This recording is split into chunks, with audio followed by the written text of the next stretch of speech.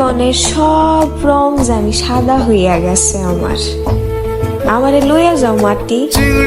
আসসালামু আলাইকুম, সবাই কেমন আছেন? আলহামদুলিল্লাহ ভালো আছি। আজকে আপনাদের সাথে একটা গল্প শেয়ার করব।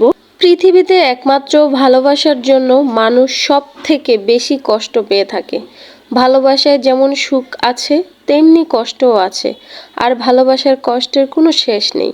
মানুষ ভালোবাসার গল্প শুনে কাঁদে, আর বাস্তব ভালোবাসা দেখে ঘৃণা করে। অন্যের ভালোবাসা দেখে জলে পড়ে যায়, আর নিজের ভালোবাসার জন্য জীবন দিতে প্রস্তুত। পৃথিবীতে সমস্ত কিছুকে হার মানাতে পারে এই ভালোবাসার নামের মায়া। টাকা পয়সা ধন সম্পদ সব আপনার আছে, কিন্তু তা নিয়ে আপনি কি সুখে আছেন? হ্যাঁ, টাকা পয়সা দিয়ে মানুষ সুখী হয়, কিন্তু সেই টাকা দিয়ে সব কিছু পাওয়া যায় না। যেমন কারো মন। মানুষ ছোট্টবেলায় বুঝ হওয়ার পর তারা কাউকে না কাউকে তার মনের ভিতর ঢুকিয়ে ফেলেন, বা মনের অজান্তেই ভালোবেসে ফেলেন। আস্তে আস্তে এই ভালোবাসা মনের ভিতর বড় একটা জায়গা নিয়ে নেয়। মানুষ বড় হবার সাথে সাথে তার ভালোবাসার চাহিদাও বড় হয়। তখন সে তার ভালোবাসা আপন করে কাছে পেতে চায়।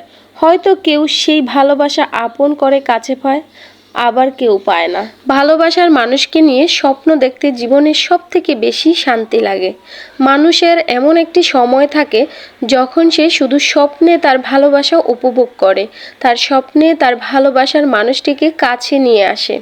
আর সেই সময়ে ভালোবাসা হচ্ছে সব থেকে বেশি আনন্দের।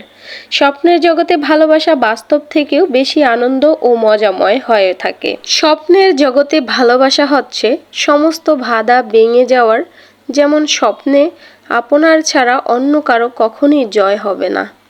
মানুষ কষ্ট না পেলে যেমন ভালোবাসা গভীর হয় না, তেমনি ভালোবাসার মানুষের জন্য কষ্ট না পেলে জীবনে জয়ী হওয়া যায় না।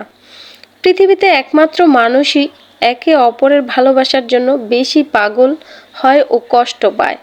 ভালোবাসা পশু প্রাণীদের মধ্যেও আছে, আর তার জন্য পৃথিবীতে ভালোবাসা এখনো আছে। জানি না আমার গল্পটি কার কাছে কেমন লেগেছে, আশা করি সবার কাছে ভালো লাগবে। আজকে মনটা আমার একটু খারাপ, কেমন জানি উদাস উদাস, তাই ভাবতেছি কি রান্না করব। মেয়ে বলতেছে আম্মু গরু মাংস রান্না করে নাও। তো আমি গরু মাংস চুলায় সব কিছু দিয়ে তারপরে একবারে বসাই দিছি। তো আজকে আমি গরু মাংসটা একটু টমেটো দিয়ে রান্না করব, কারণ গরু মাংস বুনা করলে একটু টমেটো দিয়ে দিলে তাহলে একটু ভালো লাগে। আর আজকে আমি এই রাঁধুনি মশলাটা ব্যবহার করতেছি, আর অন্য কিছু না। তো এই তো আপনাদের সাথে কথা বলতে বলতে আমার রান্না হয়ে গেছে। এখন আমি জিরার গুঁড়ি দিয়ে দিলাম।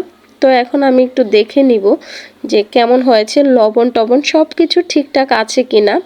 হ্যাঁ, সব কিছু ঠিক আছে। আর আমি কিন্তু মাংসের ঝোলটা পুরোপুরি শুকিয়ে নিয়েছি, একদম কষা কষা রেখেছি, কারণ এই কষা মাংস খেতে না ভীষণ ভালো লাগে।